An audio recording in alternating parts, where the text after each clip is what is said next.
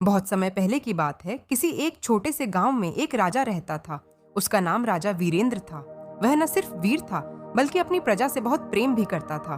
उसका राजमहल गांव के पास ही एक ऊंची पहाड़ी पर स्थित था, जहां से वह पूरे इलाके पर नजर रख सकता था। राजा वीरेंद्र की बहादुरी की कहानियां दूर दूर तक मशहूर थीं, लेकिन उसकी सबसे बड़ी ताकत थी उसका अद्भुत कवच, एके, जिसे वह हमेशा पहनता था।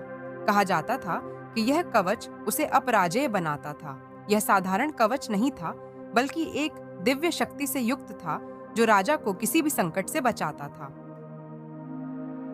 एक दिन पड़ोसी राज्य का राजा रणधीर सोटा गांव पर आक्रमण करने की योजना बनाने लगा। उसने सोचा कि अगर वह राजा वीरेंद्र के अद्भुत कवच को हटा दे तो उसे हराया जा सकता है। रणधीर ने अपने गुप्तचरों को भेजा और उन्होंने पता लगाया कि कवच सिर्फ सूर्योदय के समय कुछ क्षणों के लिए कमजोर होता था।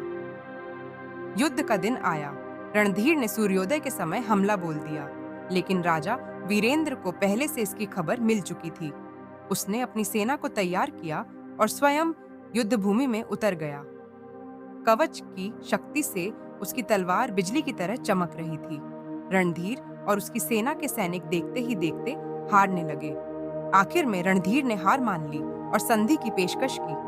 राजा वीरेंद्र ने न सिर्फ उसे माफ किया, बल्कि दोस्ती का हाथ भी बढ़ाया। इस जीत के बाद सोटा गांव पहले से ज्यादा समृद्ध हो गया और राजा वीरेंद्र की बहादुरी की कहानियां सदियों तक गूंजती रहीं।